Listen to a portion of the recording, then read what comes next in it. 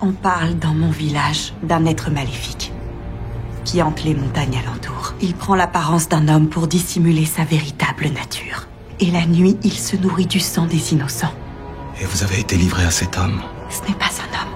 C'est un animal? Non, ce n'est pas non plus une créature stupide. Surtout, ne faites pas cette erreur. Nous le nommons Dracula.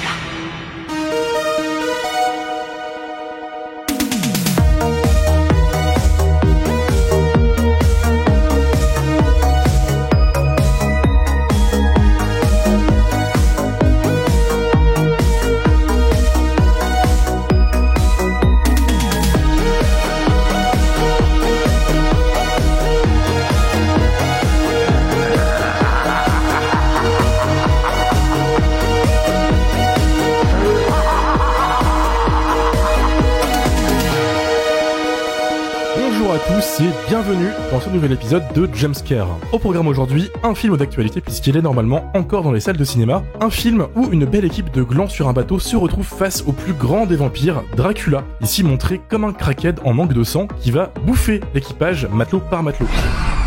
Les bêtes ont été déchiquetées. Elles sont toutes mortes. On dirait une morsure. Le mal est à bord. Un mal terrible. Il est tout près! Vous avez vu la taille de ce monstre? Je vais tuer cette créature maudite. Il est à bord. Aucun de nous n'en échappera. Le diable existe. Que Dieu ait pitié de nous. Un film réalisé par le Norvégien André Øvredal, connu pour une flopée de films plutôt très bien reçus dans la communauté horrifique, comme L'autopsie de Jane Doe, Trollhunter ou encore Scary Stories to Tell in the Dark. Il s'attaque aujourd'hui au film de vampire en adaptant un petit bout du chapitre 7 du classique Dracula de Bram Stoker, où l'on apprend que le bateau qui transportait le comte Dracula de la Transylvanie vers Londres, le Déméter, s'est écrasé sur la côte avec aucune trace de son équipage à bord. C'est sur ce petit bout de chapitre qu'André Øvredal tente de réaliser, je cite, son équivalent d'Alien sur un bateau, en racontant ce qui est arrivé à l'équipage et en sortant au passage le film d'un enfer de production qui a duré plus de 20 ans, avec une multitude de scénaristes et de réalisateurs qui sont passés sur le projet auparavant. Et pour en parler avec nous ce soir, ils sont là, ils sont beaux, ils sont chauds. Mylène de la chaîne YouTube Welcome to Brighton Beach. Salut! Amélie du Festival de Cinéma On Vous Ment. Bonsoir. Lily, chroniqueuse sur le blog du cinéma. Salut. Dario du podcast Plan Plan. Salut, c'est toujours la canicule. Mathieu de la chaîne YouTube Le Coin du Bis. Salut, je confirme.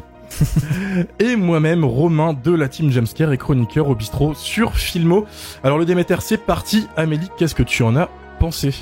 Alors, il faut savoir que j'ai lu Dracula quand j'étais au collège, quand je devais avoir 13 ou 14 ans, et c'est devenu mon principal trait de personnalité à partir de ce moment-là.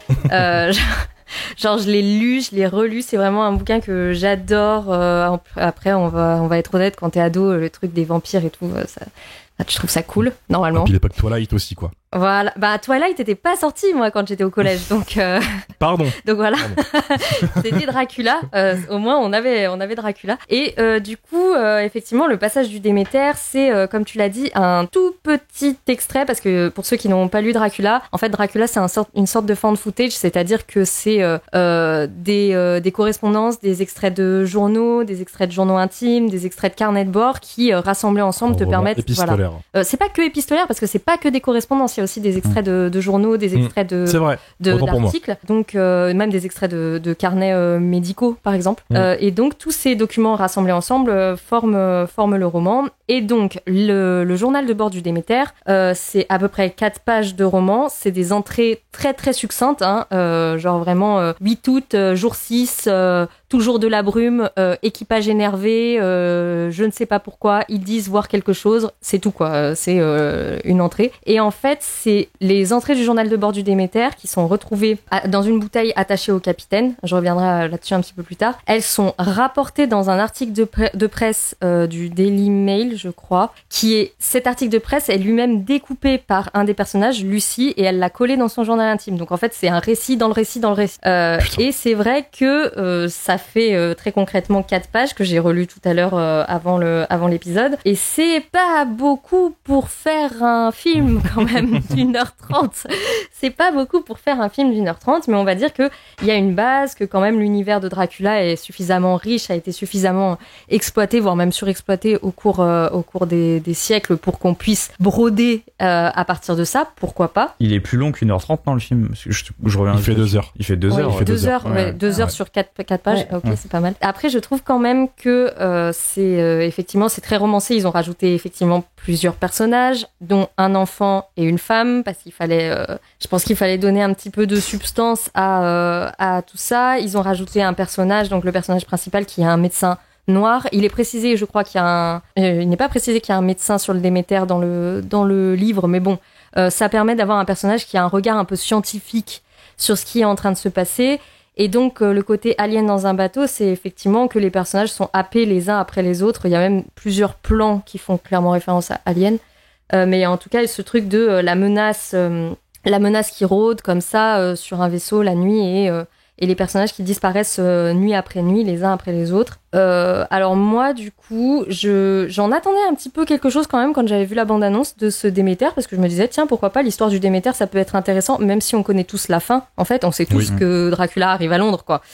Il n'y a pas tellement de suspense et on sait tous que tous les personnages meurent, même si ce n'est pas exact. Je peux spoiler un petit peu ou pas? Ah oui, tu peux. Ah oui, c'est un podcast spoiler. Message aux auditeurs pour le coup, mais en effet, en fait, le film s'ouvre littéralement sur la fin du film à l'écrit, puis ensuite il montre le truc, il montre la fin, tu vois. C'est vrai. Donc, on voit le bateau qui a l'épave du bateau, genre c'est la première seconde du film. C'est ça. T'as un carton au début qui dit écoutez, le Déméter il s'est craché, il y a personne dessus, faites pas chier. De toute façon on le sait parce qu'on sait que Dracula arrive à Londres, quoi. On sait très bien qu'il y a pas de suspense là-dessus. Et du coup moi j'étais un petit peu hypée par la bande-annonce parce que je me disais pourquoi pas, ça peut être une relecture de Dracula sous un angle qu'on n'a pas encore eu. Mais en fait j'ai été assez vite déçue parce que y a pas vraiment d'horreur, c'est pas très horrifique, ça fait pas très peur, et surtout je trouve le Dracula pas foufou, et je trouve l'introduction de Dracula pas dingue. Autant Alien, si c'est son inspiration, Alien ils ont vraiment ménagé l'arrivée de la créature dans le film, tu la vois assez tard, tu la devines plus qu'autre chose. Et là, en fait, Dracula, tu le vois assez vite. Même si tu le devines dans l'ombre, tu le vois quand même. C'est pas, il y a pas de vrai suspense là-dessus. Et je trouve que leur Dracula, il est pas très beau. Il est pas très intéressant visuellement. Il pue la merde, on peut le dire. La déception. Il pue la merde, voilà. Et on va refaire la comparaison avec Midnight Mass de Flanagan, qui est excellent, qui a un design de Dracula en fait qui est très inspiré de Nosferatu, parce que je pense qu'il est difficile de se défaire de cette imagerie-là. Mais je trouve que le vampire de Flanagan, il est quand même hyper imposant. Il a cette stature, il est très calme, il est très silencieux, il a quelque chose d'inquiétant dans sa... Il est menaçant. Voilà, il est menaçant, tu l'aperçois dans l'ombre et il apparaît vraiment comme une menace, mais aussi et surtout comme un être intelligent. Alors que là, le Dracula, qui est quand même censé... Enfin, c'est Dracula, c'est pas n'importe qui. C'est pas Joel Clodo, quoi. Mais voilà, c'est pas... Alors que c'est littéralement ça. Oui, là, c'est Gollum sous acide, là, quoi. C'est Gollum sous acide, il est très animal, il a très peu de lignes de dialogue, une ou deux. Il fait très monstre, mais il fait pas très vampire, quoi. En fait, il fait larbin. Ouais, ça fait pas... Il est à poil, comme ça, il se balade. Et même à la fin, donc il y a un personnage qui survit, voilà, je balance. Il y a un personnage qui survit et qui arrive à échouer à Londres et qui se dit que il va poursuivre Dracula à partir de maintenant. Ce qui est faux, parce qu'en fait, on sait très bien que c'est pas lui qui va buter Dracula, donc pourquoi il en parle. Mais en tout cas, il croise Dracula dans un bar. Et là, ils auraient pu faire Dracula, tu vois, Gary Oldman, quoi, super beau... un dandy, un gentleman qui se balade dans les rues de Londres. Et non, il ressemble toujours à Gollum sous acide. Et j'étais super déçue. Il a gagné surtout qu'ils font un peu genre, ils changent d'apparence pour se fondre avec les humains. Et en fait, ils te font tout un happening et il a la même gueule. Et t'es là. Bah, il a un chapeau. Non, mais ils lui ont fait un haut de forme, un manteau, mais en fait, quand il se tourne, bah, il ressemble toujours à rien. Oui, et ça marche pas du tout dans le sens où vraiment il a une tête de monstre. Donc moi, je suis sûre, on croise ce mec dans un bar, on se barre tous en courant. Oui. Voilà. Et puis Dracula, il est censé être charmeur, il est censé être beau, il est censé être quand même attirant. Et je veux dire, même Gary Oldman avec du latex sur la gueule, il était plus impressionnant que ça. Enfin, je suis désolée. Et il était plus impressionnant que ça il y a 30 ans, quoi. Dans la manière d'amener le personnage, de le filmer, de le montrer, de l'éclairer. Je suis désolée, mais Gary Oldman en cape rouge, ça marche mieux la classe. Que ce personnage, quoi. Alors qu'il est en pyjama. Oui, alors qu'il est en pyjama. Avec des longs ongles et tout, un peu dégueu. Ouais. Mais du coup, j'ai été très très déçue de ce Dracula qui n'a pas de substance, finalement. Il est pas là. Ça pourrait être Dracula ou n'importe quel autre monstre. Il a pas cette identité de vampire. Et puis surtout, même je suis désolée, mais en fait, le passage de Dracula de Bram Stoker sur le Déméter, ils savent pas vraiment s'il y a une entité ou pas. Ils meurent les uns après les autres, ils savent pas trop pourquoi. Il y a toujours du brouillard, ça aussi c'est un truc important parce qu'en fait le Dracula peut générer du brouillard et c'est une partie de son pouvoir. Et en fait, quand le bateau s'échoue, il y a un gros chien noir qui s'enfuit. Et c'est Dracula, puisqu'on sait que Dracula peut se transformer en animaux s'il le souhaite. Et là, ils ont fait du chien noir une victime et pas du tout une incarnation de Dracula, alors que ça aurait pu être un truc intéressant. Ça aurait été intéressant, pour le coup. Oui, que le chien meure et qu'il revienne, qu'il le revoie, mais en fait c'est Dracula ou un truc comme ça. Et moi, ce que j'aurais préféré, c'est qu'en fait on voit que les meurtres et qu'on voit pas Dracula. Parce que ça aurait été beaucoup plus impactant de voir, par exemple, il y a cette très belle scène du canot il y a un mec qui essaye de s'enfuir en canot, et après il y a le canot qui revient, voilà, et il y a juste le sang au fond du canot. Et moi, je trouve que ce canot dans la brume qui revient couvert de sang, bah, ça se suffisait. Tu n'as pas besoin de voir Dracula qui le bouffe, quoi. En fait, tu sais qu'il s'est fait bouffer par Dracula et ça suffit. Moi, j'aurais été pour ma part, qu'on ne voit pas du tout Dracula, ou presque pas. Donc voilà, c'est un non pour moi. J'ai été très déçue par l'aspect visuel et même le fait que ça a essayé de raccrocher les wagons avec la mythologie de Dracula, parce qu'il y a quelques détails qui correspondent effectivement au bouquin, mais pour moi, ça n'a pas la grandeur de Bram Stoker, quoi. Donc, est-ce qu'en voyant le chien au tout début, tu t'es dit du coup ça va être le chien ou pas du tout? Pas du tout, parce que en fait, tu sais que ils embarquent déjà avec le chien, alors que Dracula il est censé être dans sa oui, parce qu'il transporte donc de la terre, le Déméter emmène, parce que Dracula ne peut dormir que dans la terre de son royaume. C'est pour ça qu'ils emmènent des caisses de terre. D'accord. Voilà. Ah oui, pardon. J'ai oublié pas l'élément du lore. Voilà pourquoi ils transportent. C'est vrai que c'est pas beaucoup précisé dans le film, mais même pas ils transportent ces grandes caisses de terre noire. C'est de la terre du royaume de Dracula, parce que Dracula doit transporter la terre de son royaume s'il veut pouvoir dormir. En Angleterre. Mais c'est pas un peu con, parce que dans le film, du coup, on le voit dormir plusieurs fois dans sa terre, on le voit sortir comme un vieux qui a 80 ans de sa vieille caisse en toussant à moitié, voilà. Et plus tard dans le film, il cherche la journée Dracula, c'est-à-dire 3/4 du film en fait, ils font juste chercher Dracula, parce qu'ils savent pas où il est, et il est plus dans sa terre, en fait. Il y a une séquence qui revient jamais après, ils en reparlent plus, et ils cherchent Dracula, ils trouvent... Mais c'est pas la journée. Ouais, oui. Mais attends, d'ailleurs, c'est complètement con, parce que tu trouves où il dort. Tu peux te dire, ok, on sait où il va dormir, on peut venir le niquer plus tard. Je reviens à midi demain, ouais. Ils oublient entièrement ça. Ils ont aucune logique. Ils l'attaquent que la nuit. Oui. D'ailleurs, cette séquence est doublement débile, parce que toutes les caisses de terre, c'est des caisses banales, et ils ouvrent toutes les caisses avec un pied de biche. Il y en a une seule qui ressemble pas aux autres, où il y a un seau avec un serpent, c'est la seule qu'ils ouvrent. Un mécanisme de ouf. C'est ça. Elle est en plein milieu de la cale du bateau, vraiment il y a rien autour. Elle brille. Il la voit pas. Super intéressant ta comparaison, Amélie, je te remercie. Il y a un détail, je pense que je vais compléter un peu ton analyse sur un truc, c'est pourquoi est-ce que Dracula on le voit autant? C'est que c'est un film Universal avec 45 millions de budget. Et je pense que il était hors de question de faire un film avec autant d'argent, un film d'horreur sans montrer la créature. Et qu'en plus ils investissent dans c'est Javier Botter, qui est aussi connu pour avoir joué la grand-mère à la fin de Rec, qui joue Dracula, qui est un acteur de 2 mètres et quelques, qui est super maigre et tout. Et je pense, pour le coup, s'il voulait faire du Alien, il n'aurait pas dû le montrer. Ouais. Mais je peux théoriser que le studio a dû, à mon avis, imposer une sorte de... on veut un monstre, en fait. On veut un film de monstre hyper classique, on le montre partout, etc. Oui, faites-le mieux. Voilà. Surtout qu'il y a quelques années, ils voulaient faire un Universal Monsters Cinematic Universe. Donc ça, je pense que ça fait la momie, avec la momie. Ouais. J'ai eu grave peur qu'ils relancent cet univers à la fin, parce que du coup, comme tu l'as dit, il y a une séquence, il y a un épilogue où après le crash du bateau, où notre survivant en fait arrive à Londres, il va boire un verre dans un bar et il écrit qu'il va chasser Dracula, etc. Et cette séquence, elle a une odeur ils vont introduire Van Helsing qui va se la jouer. Il y a Nick Fury qui va arriver bientôt pour dire vous allez intégrer le programme Avengers un peu. Il devait y avoir une suite. Il devait y avoir une suite. Ouais, ça devait s'appeler Le Cauchemar de Dracula, mais vu que le film a floppé, c'est annulé. Ah, miracle, merci. Merci. Après, ils l'ont un peu sacrifié le film, j'ai pas l'impression qu'ils avaient vraiment beaucoup d'attentes, parce qu'il est sorti un peu entre rien, quoi. Enfin non, il y avait Barbie et Oppenheimer quand il est sorti le film au cinéma, donc c'est pas comme si ils ont tout fait pour que le film il cartonne. Moi, j'ai même pas vu de bande-annonce sur internet, rien.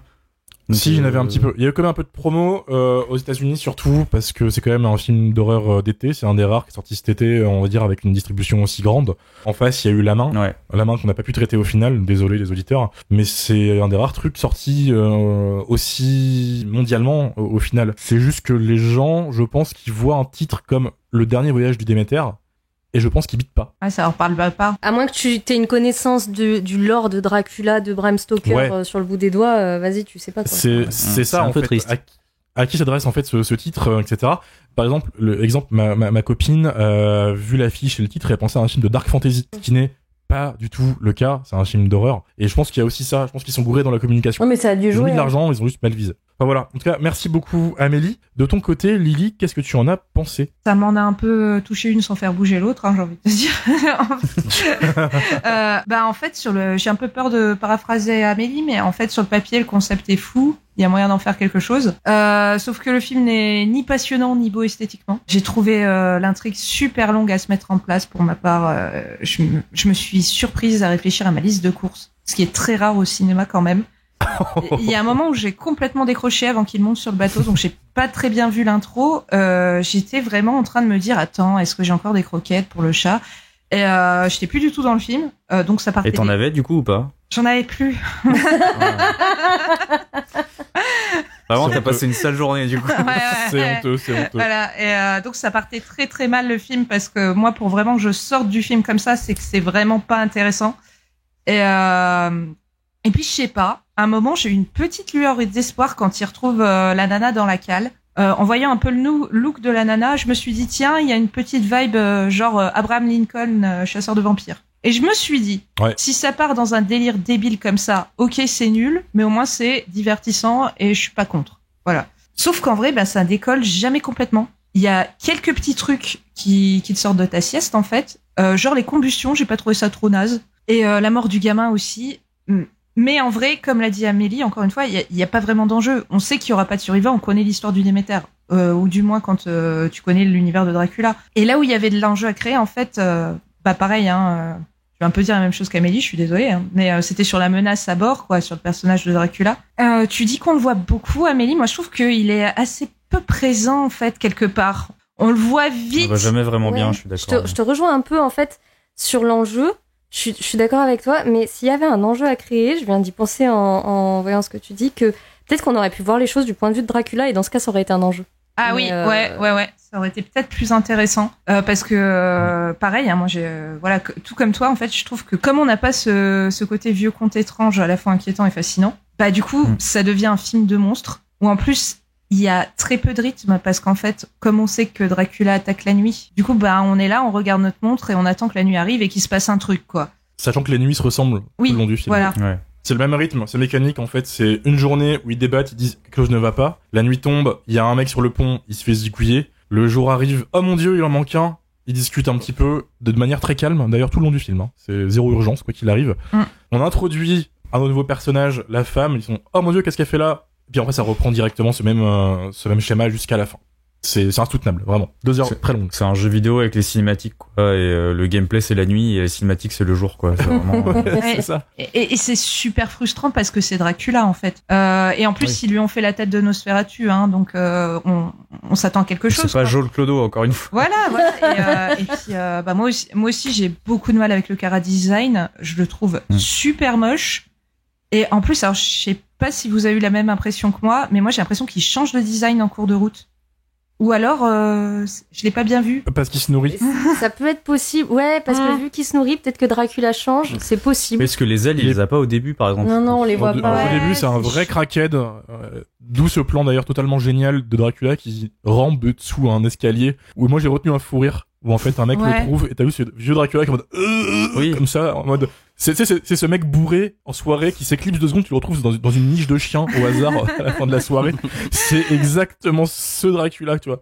Et après il a ses ailes et à la fin des gigastock. Après je crois qu'il y avait une volonté quand même du réalisateur de représenter Dracula comme une espèce de vieillard, parce que le mec en fait c'est Dracula, donc il est pas né il est vieux, il est pas né avant-hier, et surtout de le montrer comme un personnage potentiellement mortel si il ne parvenait pas à se nourrir pendant le voyage. Et grosso modo pour le personnage de Dracula, le voyage c'était il était constamment en danger de mort, quoi. Il fallait non seulement qu'il trouve à bouffer, et deuxièmement qu'il arrive à bon port vivant, quoi. Donc c'est pour ça je pense qu'il y a une espèce de petite série de variations dans la manière dont il est représenté. C'est tout dépend de est-ce qu'il a mangé ou pas, quoi. Mais c'est pour ça que ça aurait été intéressant de voir Dracula genre son point de vue à lui, tu vois. Je suis d'accord, parce que pour le coup, moi, du coup, tu vois, j'ai pas compris pourquoi d'un plan à l'autre, il avait pas la même tête. Donc, c'est qu'il y a vraiment un problème. C'est un truc qui est pas assez travaillé, moi, c'est ce qui m'a beaucoup frustré, c'est que, du coup, je m'attendais vraiment à du body horror et avoir une évolution avec des trucs hyper organiques et tout. Bah, du coup, quand tu vois les ailes, c'est une scène qui est assez jolie. Et en fait, ça m'a frustré parce que je me suis dit, si ça avait été hyper travaillé, c'est un truc qui aurait pu vraiment m'intéresser. Et en fait, à part ces ailes, les visuels sont vraiment dégueulasses. Moi, j'ai fait des facepalms quand tu vois son visage, j'étais vraiment en PLS. Hein. Ouais, non, mais tu parles des ailes, mais effectivement, il y a un truc super cool. À un moment, il embarque une victime dans ses ailes et on voit la personne du coup se débattre à travers la membrane. Là, on tient un truc, mais en fait, tout le film c'est ça. Il y a de l'idée, mais ça va jamais assez loin. Donc du coup, pour pétard moi, mouillé. Voilà, le mot c'est vraiment frustration. Le film, il est jamais complètement fun, jamais palpitant, jamais profond. Et du coup, personnellement, je m'ennuie profondément et je m'en fous, en fait, quoi. On démarre avec donc deux beaux noms. Ça commence bien pour le Déméter. De ton côté, Mathieu. Alors moi, j'avais pas forcément de grosses attentes par rapport au film. André Øvredal, c'est un réalisateur que j'apprécie. Voilà, je suis pas forcément un fan hardcore, mais je trouve ses films dans l'ensemble plutôt réussis. Trollhunter, j'adore Trollhunter. The Autopsy of Jane Doe, j'aime bien la première moitié, la seconde un peu moins. Scary Story, je trouve ça passe. J'ai pas vu Mortal par contre. Du coup voilà, j'avais des petites attentes en fait pour ce film, mais voilà, c'était pas forcément des attentes gigantesques non plus. Je dis pas que j'ai détesté, je dis pas que j'ai aimé, mais je suis un petit peu comme tout le monde, c'est-à-dire que je trouve le film très répétitif. Je trouve qu'il a pas forcément matière à développer correctement quelque chose qui de base ne tient que sur quelques pages et dont on connaît déjà la fin. Après voilà, il y a quelques trucs que j'ai quand même apprécié. J'ai bien apprécié l'éclairage. C'est un éclairage qui fait très Guillermo del Toro. Toujours ces teintes un peu bleutées avec des petites touches d'orange et de jaune par-dessus. Sachant que les deux ont travaillé ensemble, c'est pas très étonnant. Donc ça, j'ai plutôt apprécié. J'ai bien aimé aussi le fait qu'il y ait un enfant et un chien qui meurent, parce que dans les films hollywoodiens, c'est pas non plus ce qui arrive, de manière très grave. C'est pas forcément ce qui arrive très fréquemment. Je trouvais ça peut-être pas courageux, mais je trouvais ça original de montrer quelque chose qu'on a plus forcément l'habitude de voir dans une production de ce calibre, et de le montrer de manière peut-être pas insistante mais assez frontale, quoi. Donc c'était voilà, il y a des petits sursauts comme ça dans le film qui font que on n'est pas non plus en train de dormir de A à Z, mais il y a des moments où on se dit putain merde, c'est dommage, si le film avait été comme ça du début à la fin, là ça aurait pu être vraiment cool. C'est même pas un élément là, c'est une actrice. J'ai beaucoup aimé le personnage en fait de je sais pas si c'est une goule, c'est une victime en fait qui se retrouve en tant que passagère clandestine sur le Déméter, qui est interprétée par, alors je vais probablement mal le prononcer, c'est Aisling Franciosi, que j'ai pas forcément reconnu tout de suite, mais dès que j'ai percuté de quel film elle venait, je me suis dit ok, bon, déjà le film il a un point en plus là, puisqu'elle jouait dans The Nightingale, Jennifer Kent, qu'on fera peut-être un jour, je Je sais pas, je lance ça comme ça. Mystère, peut-être. Ouais. Et qui est 100 fois, 1000 fois plus intéressant que Le Dernier Voyage de Déméter. Merci.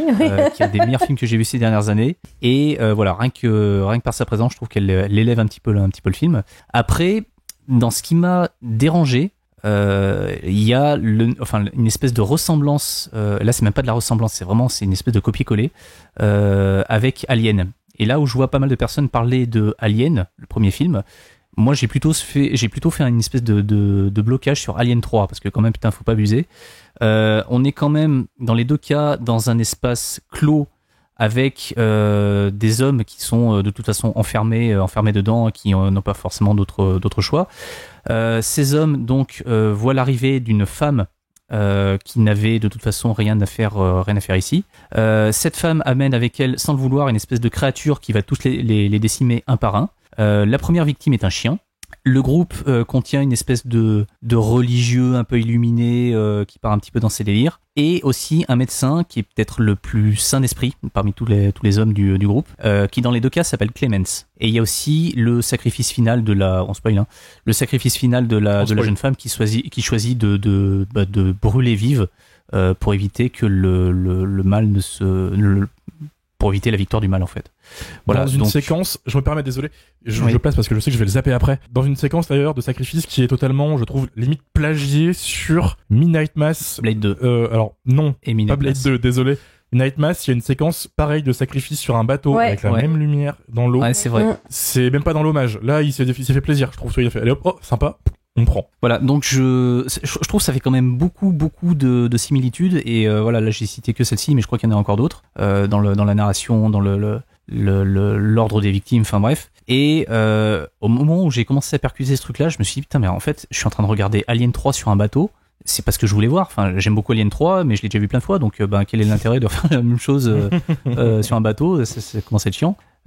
Voilà, donc il y a des bons moments. Il y a des petites idées qui je trouve qui surnagent un petit peu.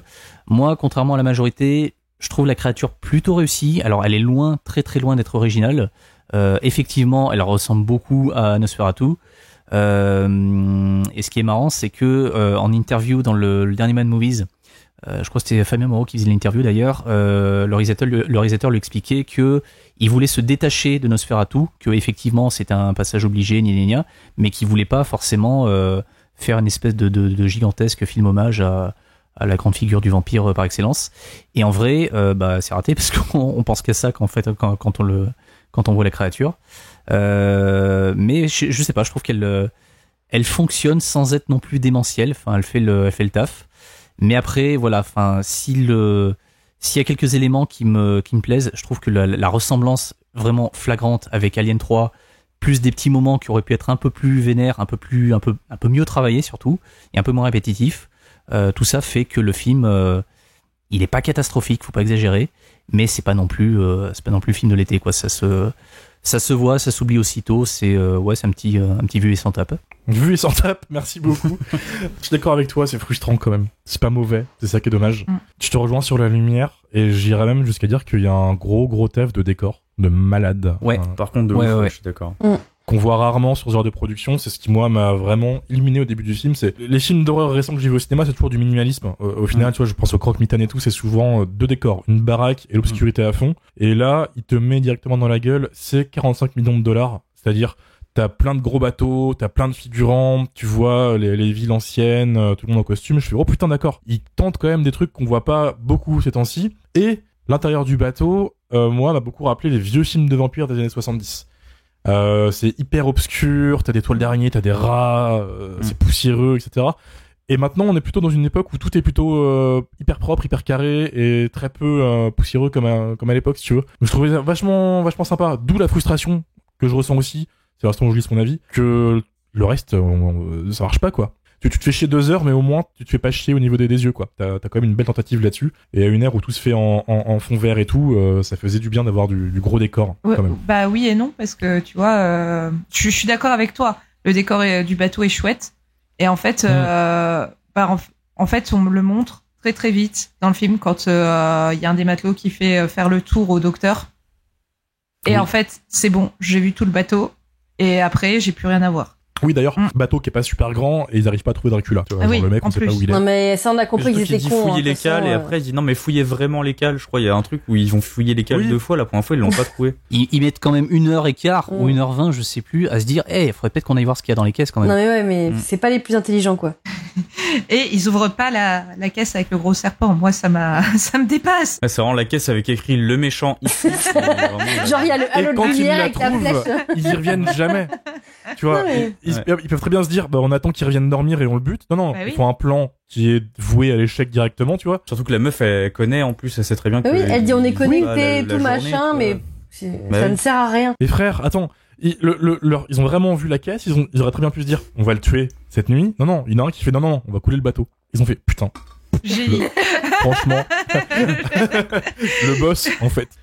Surtout que c'est une créature qu'ils ne connaissent pas. Donc, quelles assurances ils ont qu'en fait, il va se noyer? Bah oui, c'est complètement stupide. Oui. Ouais. Et puis le machin, il vole. Oui, ils l'ont vu voler, tu vois. Ils volent. En mode, bah oui, mais tout le plan, c'est pas les gars. Ils sont à 20 mètres des côtes de Londres. Ah putain, ils volent. Dommage. Que peut-il se passer?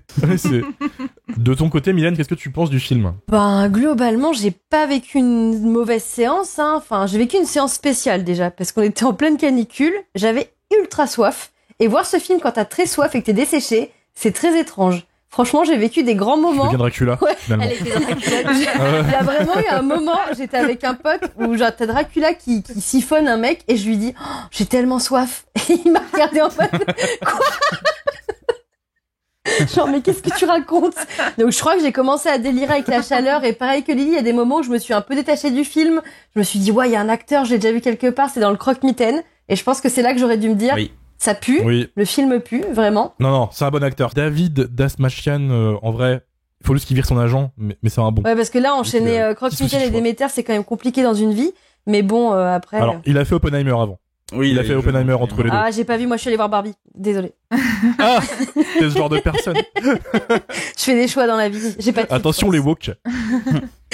Mais oui, moi j'avais beaucoup d'attentes sur ce film parce que j'aime beaucoup le réal. Personnellement, jusqu'à maintenant, il m'a pas trop déçu, donc j'avais vraiment hâte de le voir sur un film qui traite de Dracula.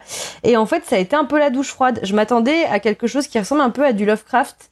Dans l'esprit, je voulais vraiment voir en fait la folie sur le bateau. Pas tant la figure de Dracula justement, mais j'avais vraiment envie de voir un truc un peu à la... je sais pas si vous connaissez le jeu Endurance. C'est les Space Cowboys qui ont fait ça. C'est un jeu de société. C'est Time Stories et en fait c'est des petits scénarios et il y a un scénario donc du coup qui est hyper inspiré de Lovecraft et qui se passe sur un bateau et en gros tout le monde meurt et c'est dû à la folie, à une substance chelou, enfin personne sait ce qu'il y a vraiment dans le bateau et moi je m'étais dit mais si c'est ça, ça va être trop bien quoi. On va être sur la tension, on va pas vraiment savoir ce qui les tue, finalement ils vont un peu disparaître les uns après les autres. Il y en a qui vont possiblement se tuer parce qu'ils vont devenir complètement parano et en fait la tension elle est jamais là. Jamais on a peur du monstre, jamais moi, la seule fois où j'ai eu peur, c'est pour le chien. Et en fait, j'ai toujours peur pour les chiens dans les films, donc ça change pas. Et du coup, vraiment, ça m'a vraiment déçu. Je me suis dit, c'est pas du tout maîtrisé. Au début, quand ça a commencé, comme vous, en fait, j'ai trouvé que les décors étaient chouettes, je trouvais que le bateau est très, très sympa. Et vraiment, quand j'ai vu la tête de Dracula, je me suis dit, mais là, ça va pas être possible. En fait, tout ce que j'espérais, c'est plus le voir. Vraiment, je me suis dit, s'il te plaît, barre-toi.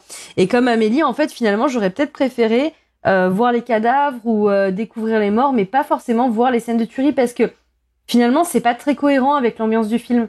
Je trouve que ça fonctionne pas très bien et encore une fois la tension elle est pas assez bien gérée pour que du coup ça marche et même les persos sont pas très bien écrits parce qu'ils ont des réactions complètement débiles quand justement les gens commencent à se transformer en vampires. Ça aussi c'est bizarre parce que d'ailleurs ils se transforment plus en espèce de zombies qu'en vampires. Je trouve qu'il y a un mix entre la figure du zombie et du vampire, même à la fin dans le sacrifice, ça m'a beaucoup fait penser au film justement de post-apo et tout, et j'arrive pas à me dire que c'est des vampires.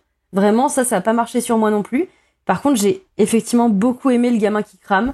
Je sais pas si ça en dit long sur moi, comme pour le Blob, mais c'est une scène que j'ai trouvée assez chouette, plutôt touchante, parce que je trouve que la relation entre le grand-père et le petit, elle est assez bien traitée, et c'est un perso que je trouve assez bien. Donc ça, c'est ce que je sauverais du film. Et pour moi, la fin, avec l'ouverture en mode Van Helsing Wish, c'est non, en fait. Ça marche pas du tout, voilà. C'est la pire scène du film. Ah non, en vrai, le film se serait terminé sur l'échange de regards entre le Dracula nul et le héros dans le bar. Héros nul. Ça aurait pu à peu près se terminer correctement. Mais après, il y a 10 secondes totalement naze du mec qui sort du bar et qui dit ouais je vais te chercher, je vais te chasser, je vais te trouver, et qui tease en fait un deuxième épisode qui n'arrivera jamais quoi. Et ces 10 dernières secondes sont vraiment lamentables. Surtout que juste avant, on a vu Dracula leur foutre une branlée sans effort. Non, et puis le mec, il sort, il a pas d'arme, il est là. Je vais partir dans la petite ruelle. Je le sens bien là. C'est mon soir. C'est ça. Et Dracula sourit en mode bon, vas-y, je te laisse vivant parce que je le veux, tu vois. Enfin, ça n'a vraiment aucun sens. Vraiment, ce Stinger à la fin. Non, mais surtout, encore une fois, que ce mec-là ne connaît rien de cette créature.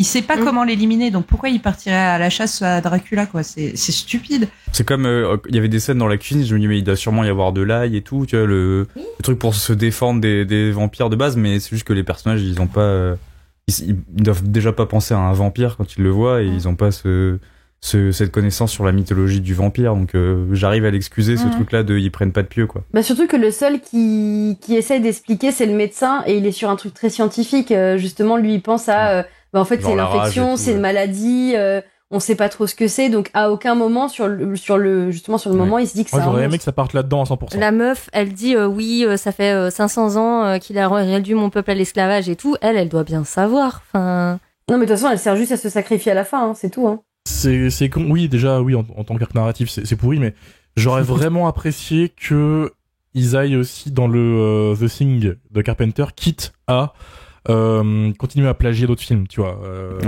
Y a un vrai truc qui s'instaure au début, c'est que t'as le médecin qui parle de c'est une créature, c'est explicable scientifiquement, on va savoir ce que c'est, et tu as cette femme qui arrive et qui dit c'est un monstre vieux de 500 ans qui boit du sang, etc. Et pendant une séquence, tu as cette sorte de fissure qui se met en place en mode c'est une créature, c'est un animal, ou vraiment une créature mythologique, fantastique et tout. Et ça aurait été super intéressant de traiter le thème sous cet angle-là de est-ce que c'est vraiment une maladie ou un virus, ou est-ce que c'est juste en fait une malédiction ou un vrai vampire, tout ça quoi. Ça revient jamais dans le film, c'est super dommage parce qu'il aurait pu créer plusieurs clans, un peu de parano, pile ce qui manque en fait à ce film, hein, c'est quelques enjeux. Non mais vraiment pour moi la paranoïa c'est ce qui manque au film. Hein. S'il y avait eu plus de paranoïa, vraiment ça aurait apporté un truc de malade. Hein. Ah mais oui, j'ai rarement vu des personnages s'en battre autant les couilles. Qui a un putain de vampire de 3 mètres de haut qui bouffe des enfants à bord, à part le cuistot qui lui en fait dès le début du film il est stressé et c'est le seul qui réagit plutôt, je trouve bien, c'est qu'à un moment il se dit bah écoutez niquez vos mères, je me casse, même si ça marche pas. Mais sinon ce rythme que je disais tout à l'heure qui est mécanique de une séquence de nuit, une attaque et hop le lendemain ils disent oh il y en a un qui a disparu. Ils mettent quand même 5 ou 6 morts avant de se rendre compte qu'il y a vraiment un truc à faire, quoi. Bah, en fait, ils paniquent juste quand ils ont plus personne pour tenir les voiles, quoi. Oui, c'est ça. C'est une partie de loup-garou. En fait, tu sais, tu te réveilles le lendemain en mode, oui. Okay, bah, qui est mort cette nuit, tu vois, c'est... Absolument. Le village se rendort. Mais oui, c'est un mec comme ce réalisateur qui a quand même un peu d'expérience, qui a fait des trucs qui ont un peu déjoué les codes, ouais, je pense à Trollhunter, qui est vachement sympa, qui joue un peu avec les codes du found footage et tout. Tomber dans des pièges aussi évidents, je trouve ça complètement débile, quoi. Je sais pas ce qui s'est passé. Est-ce que il s'est fait manger par un studio? Est-ce que le mec a juste eu la flemme? Est-ce que c'est pas aussi que c'est un scénario qui est pourri de base? Projet maudit, hein. C'est un film, on m'a dit, qui a eu 20 ans d'enfer de production, de base. Donc peut-être que il y a eu 20 réécritures et que le mec a pas su comment gérer la dernière réécriture, du coup. Je sais pas. En fait, j'ai tant de questions pour un film que j'aurais oublié demain. Alors, je réagis à ce que tu viens de dire. Ça explique un truc que je me suis dit en voyant le film, que ça peut dater de 92. C'est que j'ai trouvé que ça ressemblait énormément à Entretien avec un vampire. Ah ouais? Ouais. Dont Mylène en parlait, la relation entre le père et son petit-fils. Il y a un petit peu la relation d'affection entre Brad Pitt et la gamine dans Entretien avec un vampire. Et la mort du gamin, je trouvais que ça ressemblait vachement aussi. Ok. Ouais. Oui. Oui. En effet, j'ai pas dit que rapprochement. Comme ça. Et le fait que il y a des trucs très cruels, genre la mort du gamin et le chien, ça c'était des trucs dans les films de vampires. Je trouve que c'est Entretien avec un vampire qui est peut-être le plus cruel dans les vampires en jabot classique. C'est vrai, j'ai zappé ce parce qu'après t'as Salem's Lot aussi avec des enfants vampires. Ouais, ça me faisait plus penser plutôt, alors pas du tout à des films de vampires, puisque au final il fait pas vraiment un film de vampires, il fait un film de créatures. Ça me faisait plutôt penser à des films de créatures classiques des années 90, tu vois, type Relic. Alien 3. Alien 3, oui, Alien 3, oui, évidemment. Mais moi je pensais des trucs plus trashy, plus débiles, moins ambitieux. Ouais, j'ai dit Relic, que je conseille, que moi j'aime bien. Un film avec une grosse créature dans un musée qui est plutôt gore. Ça veut dire avec une bonne bière. Ouais, c'est ça. Le problème, c'est que je pense sincèrement que Déméter, même avec de la bière, en fait, ça passe pas, quoi. C'est long. T'as juste envie de pisser et de te barrer, quoi. C'est ça. Mais tu vois, je pense à cet auditeur qui nous a dit sur Twitter, pour l'avis des auditeurs, qui nous a dit, est-ce que vous allez rajouter des choses dans le débat et pas répéter tout ce que les autres disent ou etc. Mais en fait, c'est super dur puisqu'en fait, ce film, on s'est rendu compte que il y a pas grand chose au final, quoi. Et c'est sa faiblesse pour un film qui dure 2 heures et qui, je pense, aurait vraiment gagné à couper une bonne grosse demi-heure déjà. Et là, on aurait pu commencer à discuter. Dario, est-ce que tu veux compléter pour finir? Est-ce que tu veux enterrer le film? J'ai pas envie de tirer sur l'ambulance, mais c'est vrai que le film est plutôt oubliable, j'ai envie de dire. Moi, je trouve que l'éclairage, un peu comme Mathieu, je trouve que c'est pas non plus dégueu. Même si on veut réfléchir un tout petit peu à l'éclairage, on fait pas du orange et du bleu parce que c'est vraiment le truc de base. Quand tu dis le bleu et l'orange ça va hyper bien ensemble et du coup on fait ça quoi. C'est les premiers courts-métrages que tu fais, tu mets du bleu et du orange quoi. On reparlera d'éclairage dans le prochain film. Et sinon, sois gentil Dario, sois gentil. un aspect par contre que j'étais déçu qu'il soit pas plus exploité, c'était le son dans le film. Parce qu'on entend un peu le bois craquer et tout, et il y a tout ce truc, tout ce gimmick avec, au lieu de crier, on tape sur le bois parce que ça résonne jusqu'au bout du bateau. Ça, au début, ils le mettent un peu en place, c'est utilisé vite fait au milieu, et après, on n'en parle plus du tout. Et surtout que finalement, ils finissent tous par crier dès qu'ils sont dans la merde, en fait. Il y a personne qui tape sur le bois, machin. Je trouvais que c'était dommage, parce que le film commence à mettre ça en place, et finalement, c'est pas du tout utilisé, alors que c'était un truc qui aurait pu être intéressant, justement, de mettre en avant le son du bois, et c'est très, oui, voilà, mais c'est le seul moment où c'est utilisé, quoi. Et ça aurait été traité l'urgence d'une scène différemment que juste, venez m'aider, je vais mourir, tu vois, un truc de, il y avait un truc plus intéressant à faire, je pense. Après, comme tout le monde, hein, que le gosse qui meurt, c'était le sursaut d'intérêt que j'ai eu pour le film. Même si le film essaye un petit peu de nous faire croire qu'en fait, non, il va pas mourir. En fait, ça dure 5 minutes, le faux suspense, et il meurt, enfin, il prend feu, et après, il tombe dans l'eau, quoi. Et je trouvais que le film avait peut-être un avantage, un bon point pour lui, c'était que, en le regardant, je me suis dit que ça faisait vachement premier film d'horreur que tu regardes quand t'as 12 ans, tu vois. Ouais, je suis en train d'y penser. C'est typiquement le genre de truc en fait que tu montres à des personnes qui ont pas forcément de grand intérêt pour le cinéma d'horreur et qui pourraient regarder de manière un peu safe quoi. Parce que le film est pas vraiment gore. Le seul truc un peu gore trash, c'est un mec qui a la gorge un peu ouverte et tout qu'on voit presque pas parce que c'est un peu coupé par la caméra. Et du coup, je me dis que pour un gamin de 11-12 ans qui veut découvrir un peu les films d'horreur, machin, c'est peut-être un truc ok, même si en vrai, regarde The Fog, mec, ça sera mieux, tu vois. Mais et il y avait un dernier truc, moi, que j'avais noté, c'est plus une question ouverte, vous allez me dire ce que vous en pensez, mais l'affrontement entre Clemens, du coup, et Dracula, avec des guillemets, parce que bon, un crackhead, il me pose un peu des problèmes, mais j'ai pas encore, j'avais un peu oublié de réfléchir au film, je vais pas vous mentir, parce que c'était un peu oubliable comme film.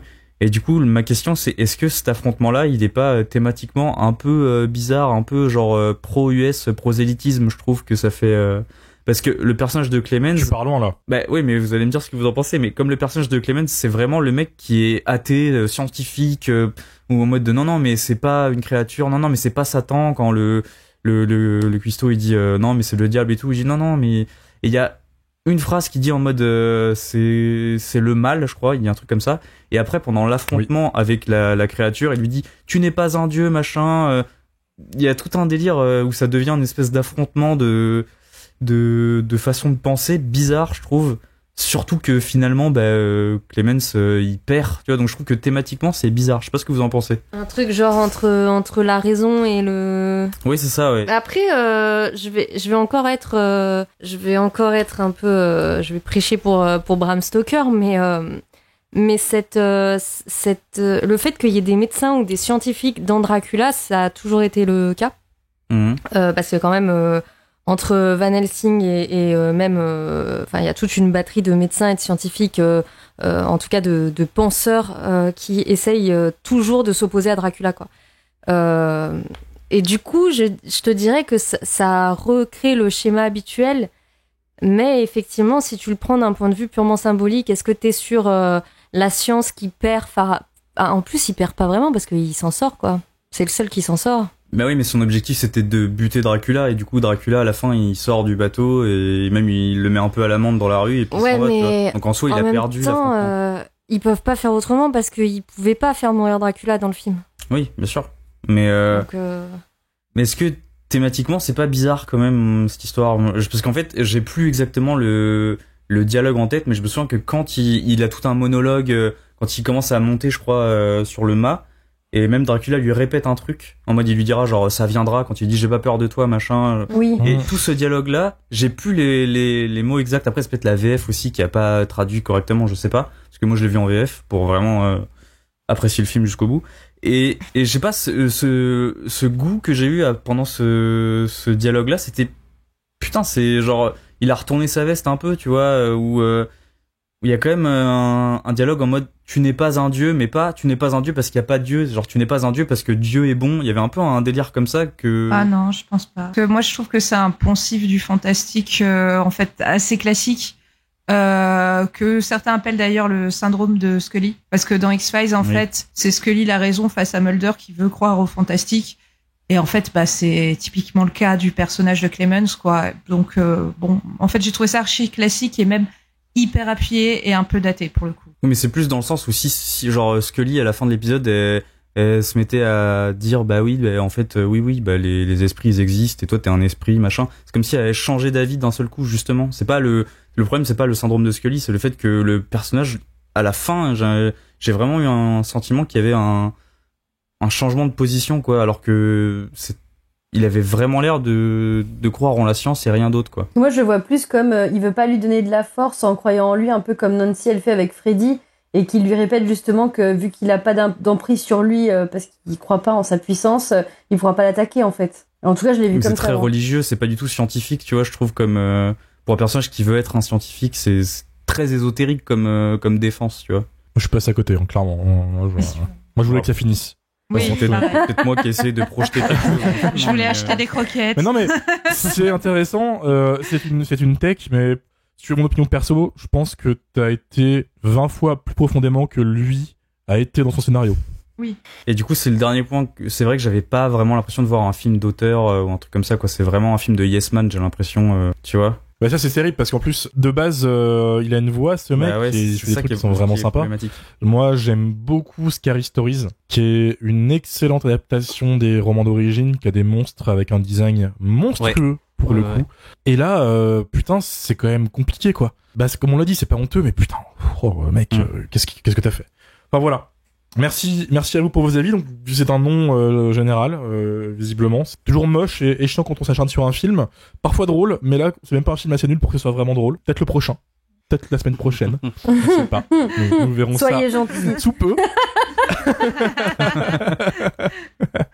On va passer à l'avis des auditeurs et on commence avec François Co, qu'on salue évidemment, Discordia et plein d'autres choses.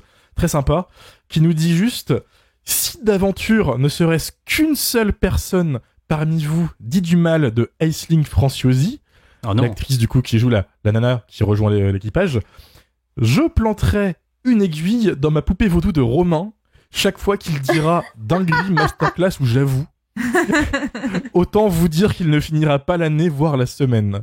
C'est bon, t'es sauvé, Romain. Ouais. Alors comment justement, t'as moi, sauvé? je trouve qu'elle cabotine un peu quand même dans le film. Voilà. Oh, mais non. désolé, je dis pas ça pour faire du mal à Romain, mais je trouve qu'elle cabotine un peu. Moi. Justement, je disais dans ma chronique que je me suis réveillée au moment où elle apparaît.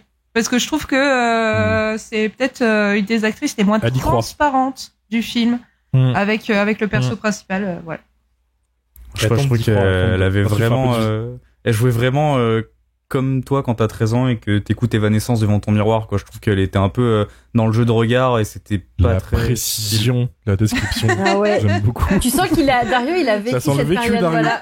Moi j'écoutais Linkin Park, j'écoutais pas Evanescence, mais vous voyez un peu ce que je veux dire. Quoi, mais...